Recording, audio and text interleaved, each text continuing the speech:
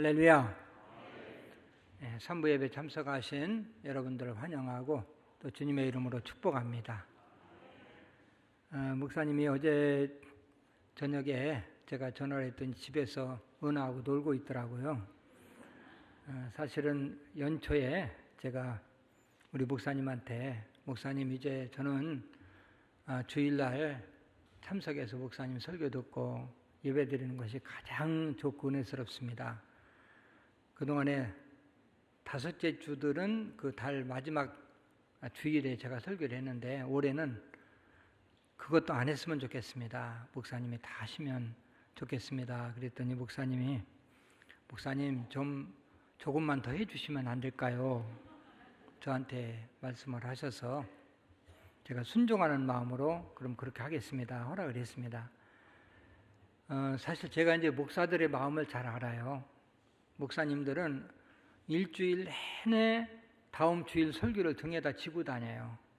부담으로 항상 이제 마음속에 부담으로 남아 있고 토요일날 저녁 늦게까지 그 부담이 또 내일 설교해야 되니까 토요일날은 더 긴장을 하게 되고 그런데 2달 내지 3달에 한 번씩이라도 제가 하면 목사님이 얼마나 편하시겠어요.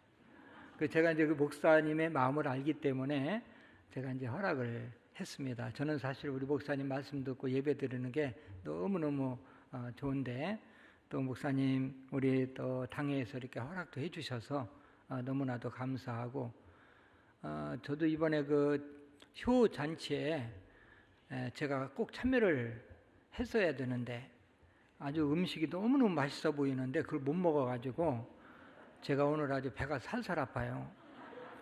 근데 제가 이제 은퇴한 후에 하나님이 그렇게 일을 또 이렇게 많이 주셔가지고 제가 눈이 적은데도 눈 뜰 새가 없어요. 코도 뜰 새가 없고 우리 교회가 은혜스럽다 또 은혜스럽게 은퇴를 했고 그런 소문이 이제 전국으로 퍼져가지고 제가 요즘 목사님들이 은퇴 준비를 어떻게 해야 되느냐 그거 강의하러 다닙니다. 강의하러 다니고 여기저기서 초청이 오고 우리 지교회들 가야지 뭐 그냥 5월달은 굉장히 바빴어요. 너무 바쁘다고 그러니까 어떤 목사님이 나한테 그러더라고요. 목사님 정신 똑바로 차리세요. 백수가 과로사합니다. 제가 지금 완전히 백수인데 이러다가 과로사하는 게 아닌가 이렇게 생각이 되고 우리 목사님이 너무 그 목회를 잘해 주시고 우리 당회가 또 이렇게 너무너무 은혜스럽게 교회를 운영해 나가시고 그래가지고 제가 이렇게 요즘 빛을 보고 있습니다. 여러 가지로 너무 감사를 드립니다. 우리 서로 인사 나누겠습니다. 주님의 이름으로 사랑합니다. 전후좌우에 인사하시길 바랍니다.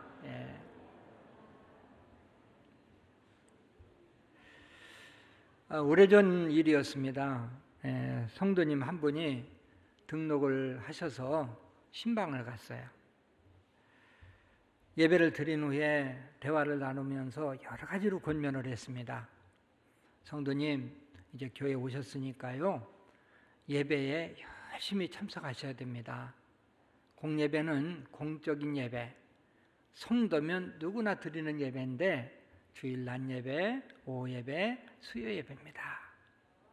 또 목장 모임에는 꼭 참석하셔야 성도의 교제가 있고 믿음 생활을 잘할 수 있습니다. 확신 제자학교에는 확실하게 참여를 해야 또 믿음 생활을 바르게 할 수 있습니다. 이렇게 이제 권면을 했어요. 그분이 저에게 이런 말씀을 하셨습니다. 목사님이 말씀하시는 것 다 참여하고 열심히 하고 싶습니다. 그런데 남편이 못하게 합니다. 남편은 제가 교회 가는 것을 굉장히 반대했는데 제가 남편에게 애교도 부리고 또 부탁도 하고 그래서 허락을 받았습니다. 허락받긴 허락받았는데 조건부 허락, 주일 낮 예배만 나가는 조건으로 허락을 받았습니다. 그런데 열심히 하다가 우리 남편이 또 주일까지 못 나게 할까 봐 걱정입니다. 제가 물었어요. 성도님, 남편분이 전에 교회를 열심히 다니시던 분이시죠? 목사님 어떻게 그걸 아세요? 성도님, 대개 보면 교회 다니다가 중단하신 분들이 더 많이 반대를 합니다. 대개 그분들은 교회에 다닐 때 성도의 교제를 하다가 믿음 생활하다가 크게 상처를 받고 교회를 그만둔 분들입니다. 그래서 교회에 대해서 늘 부정적인 마음을 가지고 있죠. 특히 교회 사정을 너무 잘 알기 때문에 구체적으로 이건 해도 되고 이건 안 해도 되고 이렇게 지적을 하면서 반대를 합니다. 교회 모임을 부정하고 꼭 교회 나가야 되냐? 집에서 믿음 지키면 되지. 믿음 생활은 열심히 하면 열심히 할수록 손해야. 교회에 너무 깊이 빠지면 안 돼. 이런 주장입니다. 믿음 생활하다가 상처받은 사람만 이런 생각하는 것은 아닙니다. 교회 출석하는 교인들도 이런 생각을 가져요. 내가 믿음 생활 하긴 하되 어떻게 하면은 얽매이지 않고 믿음 생활을 해볼까? 어떻게 하면은 간섭받지 않고 믿음 생활 해볼까?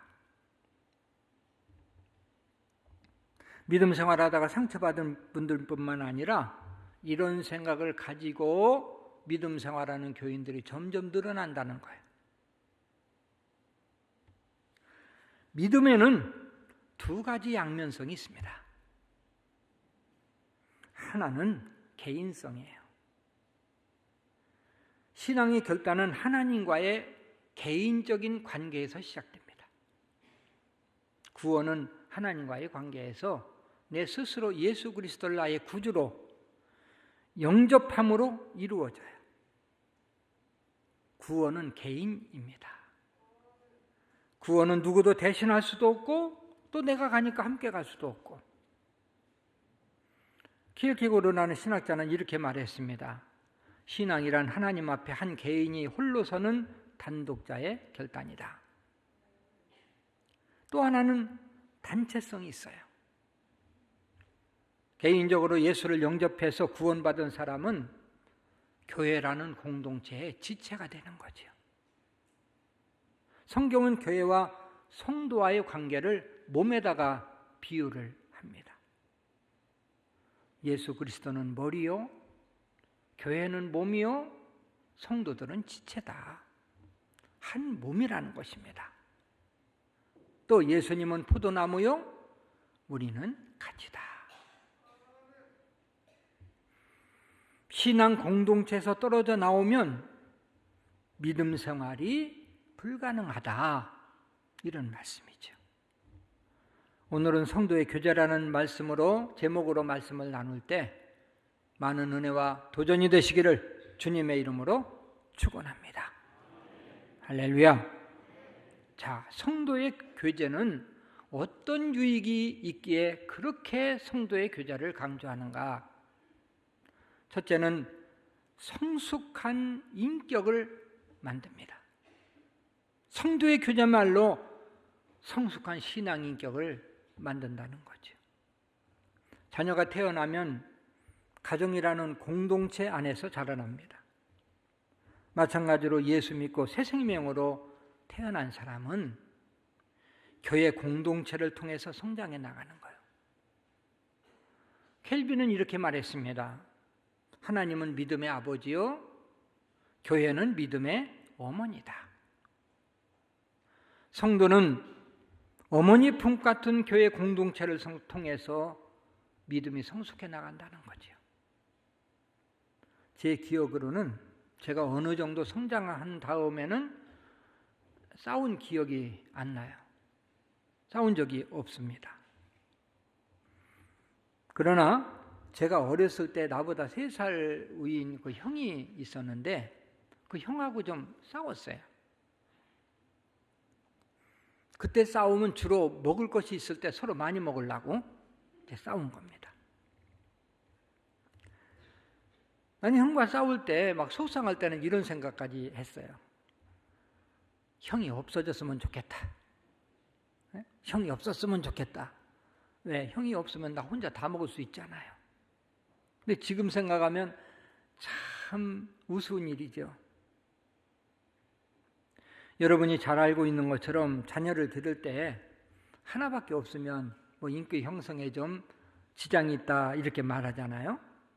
그러나 자녀가 여러 명이 함께 성장하면 아주 부모 입장에서는 어려워요.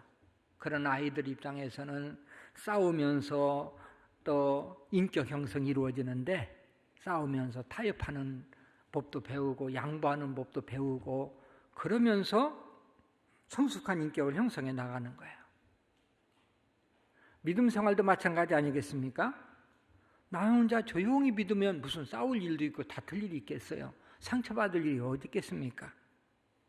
그러나 공동체적 신앙생활을 통해서, 공동체적 신앙생활을 하면 어떤 때는 다툴 때도 있고 용서할 때도 있고 손해볼 때도 있고 이익될 때도 있고 또 상처될 때도 있고 위로될 때도 있고,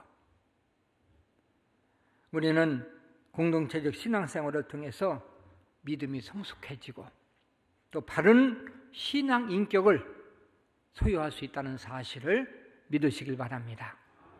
할렐루야. 두 번째 성도의 교제는 변함없는 믿음을 가지게 합니다. 성도들이 개인적으로 성경 보고 기도하고 그래도 어느 정도 신앙은 유지할 수 있어요. 그러나 차츰 믿음의 불이 꺼집니다.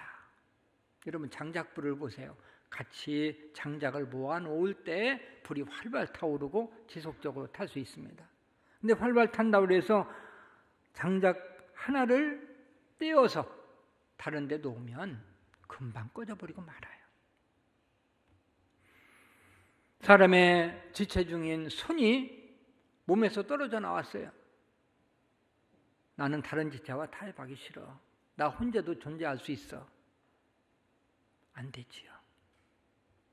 포도나무 가지가 포도나무에서 떨어져 나오면서 나 혼자도 열매 맺을 수 있어. 그것도 안 되지요. 제가 목회하면서 성도들을 지도할 때 안타까울 때가 참 많아요. 성도들과의 교제를 싫어하는 분들이 많아요. 나 혼자 좀 그냥 두세요. 나 혼자 하겠습니다. 이 간섭하는 것을 너무 싫어합니다. 물론 이유가 있어요. 그러나 목회자 입장에서 볼 때 너무 안타까워요. 이런 성도들은요, 어린 아기가 이 돌짝밭에서 자기 엄마가 손을 잡아준다니까 막 혼자 간다고 뿌리치고 그리고 혼자 띠뚱거리면서 가다가 넘어지고 이런 모습을 보는 것 같아요. 인터넷에서 교제의 중요성을 이야기하면서 이런 글이 올라왔어요. 제가 읽어드립니다.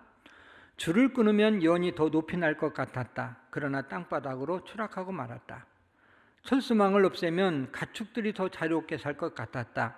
그러나 사나운 짐승에게 잡혀 먹히고 말았다. 관심을 없애면 다툼이 없을 줄 알았다. 그러나 다툼 없는 남남이 되고 말았다. 간섭을 없애면 편하게 살 줄 알았다. 그러나 외로움이 뒤쫓아왔다. 바라는 게 없으면 자족할 줄 알았다. 그러나 삶에 활력을 주는 열정도 사라지고 말았다. 불행을 없애면 행복할 줄 알았다. 그러나 무엇이 행복인지도 깨닫지 못하고 말았다. 참 그 공감이 가는 글이었습니다. 교회 성장하게 보면 이런 내용이 나와요. 교회에서 믿음 생활하면서 아주 절친, 친한 사람이 3명만 있으면 교회를 떠나지 않는다. 교회는 하나님 보고 나오지만 하나님은 눈에 보이지 않잖아요. 성도들이 보이잖아요. 친한 사람, 반가운 사람, 보고 싶은 사람, 이런 사람이 있으면 교회 나가고 싶고 자주 나오고 그러면서 말씀도 듣고 교제하면서 믿음이 성장해 나가는 거죠. 초대교회 성도들이 왜 모이기를 힘썼을까요? 성도의 교제가 너무 잘 이루어진 거예요. 헤어지면 만나고 싶습니다. 만나면 막 헤어지기 싫어요. 그러다 보니까 또 매일 만나요. 그 결과 성도들의 신앙이 성숙해지고 교회가 놀랍도록 부흥된 거죠. 세 번째, 기쁨으로 믿음 생활할 수 있어요. 성도의 교제가 잘 이루어져야 기쁨의 믿음 생활할 수 있다.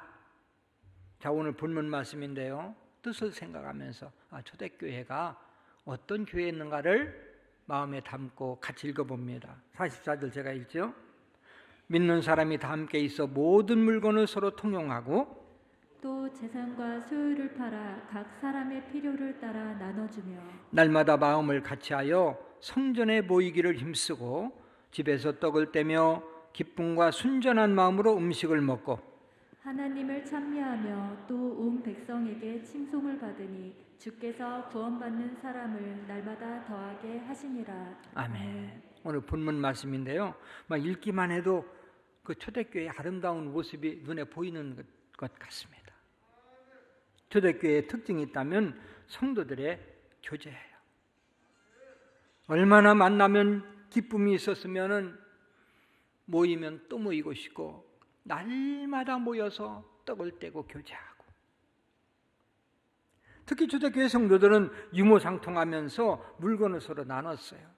자기 재산을 팔아가지고요, 내 것도 없이 막 쓸 정도로 그렇게 성도의 교제가 아름답게 이루어졌습니다. 이것은 억지로 되는 일이 아니죠. 성도들 간에 깊은 사랑의 교제가 있었기 때문에, 은혜가 기쁨이 충만하기 때문에 가능한 것입니다. 성도의 교제가 잘 되는 교회는 부흥되게 돼 있어요. 우선 처음 오신 분들이요, 따뜻함을 느껴요. 우리 인간은 영적인 존재이기 때문에 벌써 분위기를 보면 딱 들어오는 게 있어요. 따뜻한 교회, 또 차가운 교회. 다른 지역에서 믿음 생활하다가 이사 오신 분들이 새로운 교회를 결정하기가 굉장히 힘들어요. 어떤 분은 새로운 교회 결정하기가 재혼하기보다 더 힘들대. 그 정도로 교회 찾기가 힘들다고 그러더라고요. 이사 오신 분들은 무엇을 보고 교회를 결정할까? 한 4가지 정도가 있어요. 결정하는데, 한 가지는 우선 가까운 교회를 찾아요. 가까운 교회를 찾고 없으면 이제 또 멀리 있는 교회도 찾게 되는데요. 또 하나는 주위 사람들로부터 소문을 들어요. 이 주위에 갈 만한 교회가 있습니까? 어느 교회가 은혜스럽습니까? 물어보는 경우가 있고, 또 하나는 이제 교회 와서 오면은 우선 딱 보이는 게 목사님이죠. 목사님을 보고 또 설교 말씀을 듣고, 그 다음에는 교회에서 그 교회의 분위기를 봐요. 정말 이 교회가 따뜻한 교회인가, 친절한 교회인가, 아니면은 좀 굉장히 차가운 교회인가. 지금까지 감사한 일은 일단 우리 교회에 한 분이라도 오신 분들은 90% 이상은 등록을 다 하셨습니다. 우선 지역에서 소문이 잘 나 있고요, 교회에 오면 분위기가 참 따뜻해요. 이구동성을 하는 말이에요. 교회가 은혜스럽게 느껴지고 안정감 있게 느껴지기 때문에 등록을 하는 것입니다. 물론 제일 많이 보는 것은 목사님이죠. 설교를 들어보고 목사님 인물도 보고. 근데 제가 담임할 때는 제가 자신이 없었어요. 저는 눈이 너무 적어가지고요, 저 목사님은 잘 못 보시겠구나, 막 이런 생각을 가졌을지도 몰라요. 인물도 그렇고. 그러나 이제 우리 윤 목사님이 담임 목사님이 된 다음에는 내가 자신감이 생겼어요. 목사님이 인물 보세요. 눈이 얼마나 큽니까? 목소리 좋지요. 또 유머 감각이 뛰어납니다. 누구 닮아서 그렇다고 얘기 안 하겠어요. 또 강해 설교를 너무 깊게 말씀을 다뤄서 제가 은혜를 엄청 받아요. 점점 말씀이 은혜스러워지고 있어요. 우리 남양교회는 앞으로 오시는 분마다 등록하게 돼 있어요. 또 부흥하게 돼 있습니다. 할렐루야. 성도의 교제가 잘 이루어지고 또 좋은 목사님이 계시기 때문에 여러분들 참 잘 오셨어요. 앞으로요, 우리 교회 들어오려면은요, 등록금 내고 들어야 됩니다. 너무 우리 목사님 이제 훌륭하시고 교회가 좋기 때문에 밀려오게끔 돼 있어요. 제가 눈에 환히 보입니다. 믿습니까? 이제 말씀을 또 정리해 보죠. 저는 성도들 간의 교제를 나누다가 상처받는 분들을 볼 때 참 안타까울 때가 많습니다. 호사다마라고 성도의 교제는 너무 유익한데 사탄이 꼭 역사를 하거든요. 성도들이 교제하다가 상처를 받으면요, 3가지 종류로 행동을 해요. 하나는 교회를 떠나버려요. 안 보면 되지 뭐. 또 하나는 봉사 열심히 하다가 중단합니다. 또 하나는 믿음으로 이기는 사람이 있어요. 많은 분들이 교회 공동체에서 문제가 생기면 회의를 가져요. 이렇게 갈등하고 싸우는 것보다 아예 떠나지 뭐. 내가 이렇게 봉사하면서 갈등하는 것보다 아예 중단하지 뭐. 이 사탄이 제일 좋아하는 일. 사탄이 제일 좋아하는 일이 하다가 중단하는 일입니다. 넘어가요. 아직 미성숙한 믿음입니다. 교회에서는요, 당연히 싸울 수도 있고 갈등도 있어요. 남녀전도에서 친교하다가 갈등이 생길 수도 있고요.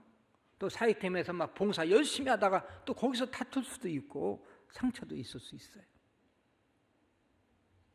목장에서 교제하다가 또 갈등이 생기는 경우도 있습니다. 목사님, 장로님들이 모이는 노예에서도요, 서로 다툼이 있을 때가 있고 총회에서도 그래요.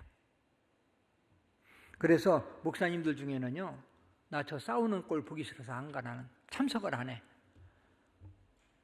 목사는 노회에는 의무적으로 참석해야 돼요.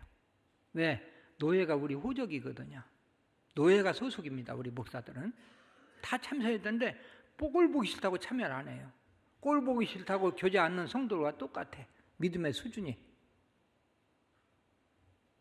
세상에는 완전한 공동체가 없어요. 모두가 불완전한 공동체이기 때문에 문제가 일어날 수도 있고 다툼이 있을 수도 있고 상처가 있을 수도 있지요.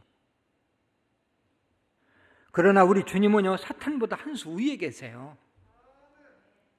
사탄이 분쟁을 일으켜서 파괴시키고 봉사 중단시키고 믿음생활 중단시키고 막 분열시키고 그러려고 사탄이 역사하지만, 그러나 주님께서는 그것을 이용해서 성도들의 믿음을 굳건히 세워주십니다. 할렐루야. 시험을 인내하며 이길 때 성숙한 믿음으로 세워지는 거죠. 여러분, 바람이 강하게 불면 나무에서 막 열매도 떨어지고 또 세게 불면 막 그 뿌리가 뒤집어지면서 넘어지기도 하고 그래요. 바람이 안 불면 나무가 반드시 자라나서 열매를 많이 맺겠구나. 그렇지 않습니다. 바람이 불면 불수록 뿌리가 깊어져요. 뿌리가 깊이 내려야 열매가 많이 맺고 결실을 끝까지 맺을 수가 있습니다. 바다도 왜 그렇게 풍랑이 불지? 왜 이렇게 태풍이 오지? 잠잠하게 가만히 있으면 얼마나 좋을까? 바다가 태풍이 없고 파도가 없으면요, 바다 다 썩어버립니다. 태풍이 있고 태풍이 있어서 바다를 뒤집어 놔야, 그래야 썩은 것이 다 버려지고 뒤집어져서 새로운 것이, 새로운 물이 돼서 바다가 썩지 않고 깨끗해지는 거예요. 믿음 생활하면서 여러분에게 갈등이 오고 다툼이 오고 상처가 있을 때 3가지를 생각하면서 이겨야 됩니다. 하나는요, 문제가 있는 것을 당연시 여기세요. 교회에서 왜 이런 일이 있지? 아니, 내가 봉사하려고 하는데 왜 이런 일이 있지? 교회에서도 봉사하면서도 사탄은 역사해요. 예수님이 재림하시기까지는 사탄이 존재해요. 사탄의 역사는 때와 장소를 가리지 않습니다. 또 하나는 문제를 작은 일로 여겨야 돼요. 어찌 이렇게 큰 일이 나한테. 그러나 아니야, 이건 아무것도 아니야. 뭐 교회에서 흔한 일이지. 이렇게 생각하면 이길 수 있고요. 또 한 가지는 내가 먼저 먼저 용서하면 다 끝나요. 내가 먼저 마음을 열으면 끝나요. 자존심 내려놓고 이권 내려놓고 다 내가 먼저 풀면 되는 거죠. 진리 문제가 아니면 다 용서하고 용납해야 되는 거예요. 특히 직분이 높은 분들이 먼저 용서하고 품어야 되고요. 믿음 생활을 오래 하신 분들이 먼저 품어야 돼요. 저는 목회 생활하면서 또 지금도 그런 마음을 가지고 살지만 교회, 노예, 총회 모든 곳에서 진리가 아니면 다 용서한다. 진리가 아니면 먼저 용서한다. 이게 제 이제 지금까지의 삶의 주관이에요. 진리가 뭔지 아십니까? 삼위일체를 부인한다든지 예수 외에도 구원의 길이 있다든지 성경 외에도 하나님의 말씀이 있다든지 이건 진리 문제이기 때문에 생명을 내놔야 돼요. 그러나 그거 외에는 내가 먼저 용서하면 돼요. 내가 손해보면 돼요. 자존심 내려놓으면 돼요. 그렇게 사니까 마음이 편해요.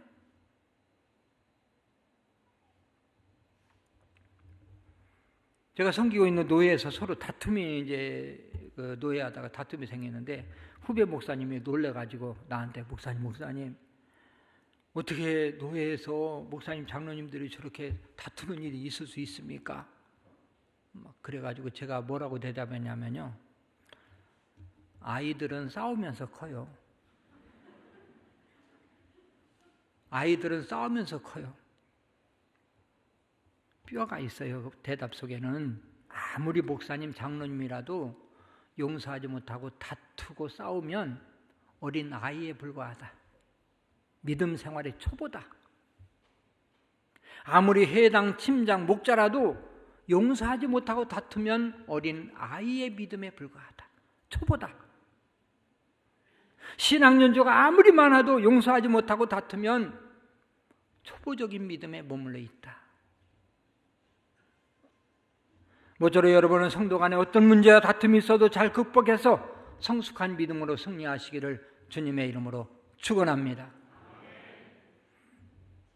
성도의 교제가 잘 이루어질 수 있는 방법이 무엇일까요? 여러분 너무너무 잘 알고 있는 것이지만 첫째는 공예배입니다. 공예배 열심히 참여해서 사람은 많이 봐야, 서로 많이 봐야 정이 드는 거예요. 우리 교회가 공예배 참석운동을 통해서 그동안에 수요예배 참석하고 오예배 참석하면 썰렁해가지고 얼마나 마음이 허전하고 아픈지. 근데 공예배 참석운동을 통해서 성도들이 많이 나와서 예배를 드리는 걸 보니까 너무너무 감사하고 흐뭇하고, 저는 믿음이 없어서 그런지 이번 코로나가 끝나도 이 공예배가 회복되려면 1, 2년은 걸릴 것이다 이렇게 생각했는데, 우리 교인들이 그냥 이렇게 막 열심히 참여하면서 보니까 역시 우리 남현교회 교인들은 성숙한 교인들이야. 정말 착한 교인들이야. 예. 아멘 않는 거 보니까 나는 아니네. 너무 착한 교인들이야. 할렐루야. 목장 모임에도 또 열심히 참여하면 이게 아름다운 사랑의 교제가 되죠. 이 목장 모임처럼 사랑의 교제가 나눠지는 데가 어디 있습니까?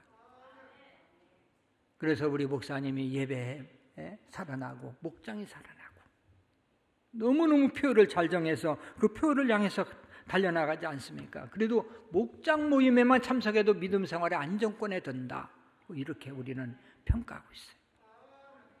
또 한 가지는 기관 활동입니다. 내가 기관에 소속해 있으면 기관 활동에 참여하는 것은 의무예요.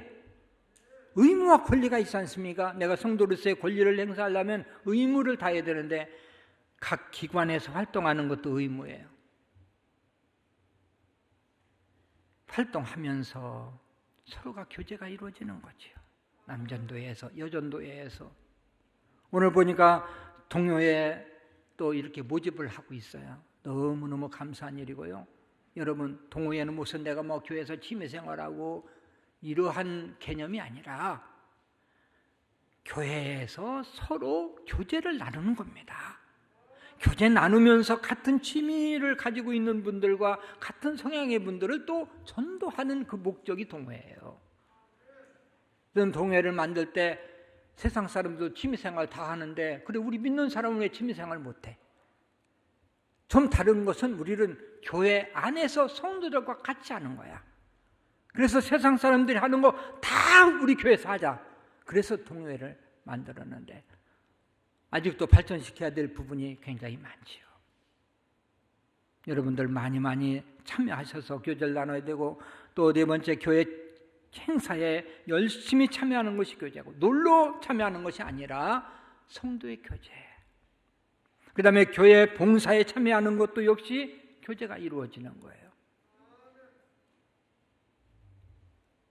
열심히 교회를 청소하면서 거기에서 또 같이 교제가 이루어지고, 식당에서 식사를 준비하면서 거기서 또 같이 교제가 이루어지고, 전도 나가서 또 교제가 이루어지고, 그래서 이 봉사는요, 교제하고, 그 다음에 또 우리가 믿음도 성숙하고, 또 섬길 수 있는 그러한 여러 가지 토끼를 같이 잡을 수 있는 그러한 방법이 되죠. 마지막으로 성경 공부에 참여를 해야 교제가 이루어집니다. 제자훈련은 성경만 공부하는 것이 아니라 교제를 나누는 거예요. 우리가 확신제자학교 하지 않습니까? 새가족은 무조건 확신제자학교 해야 된다, 이제 이렇게 이야기하고, 확신제자학교를 해야 봉사를 할 수 있게끔 그렇게 했습니다. 근데 처음에 새가족들에게요 1:1 성경 공부를 시켰어요. 리더자들이 1:1로 만나서 이제 7주, 14주 이렇게 공부를 시켰거든요. 근데 늘 아쉬움이 있었어요. 왜? 처음에 성도들이 오면은 아는 사람도 빨리 많이 아는 성도의 교제가 이루어져야 되고, 그래야 좀 적응이 되는데 리더 한 사람하고만 하잖아요. 그래서 확신제자학교를 2003년도에 바꾼 거예요. 확신제자학교라니까 새로 이제 오신 분들이요, 성경 공부를 하면서 6주간이지만 얼마나 깊이 교제를 나누는지 몰라요. 친구가 되는 거예요. 이래가지고 우리 교회 부흥에 큰 역할을 감당했습니다. 여러분들이 성경 공부 그게 아니에요. 교회를 알고 또 성도를 사귀고, 우리 담임 목사님이 직접 인도하시지 않습니까? 얼마나 바쁘고 힘든데 직접 하는 거예요. 그 6주만 참석하면 참석 안 하고 2년, 3년 믿음 생활한 것보다 더 많은 것을 얻을 수 있어요. 이게 확신제자학교입니다. 모쪼록 우리 남양 공동체는 초대교회 같이 성도의 교제가 잘 이루어져서 교회가 부흥되고 성도들 가정마다 복받는 역사 있으시기를 주님의 이름으로 축원합니다. 기도하겠습니다.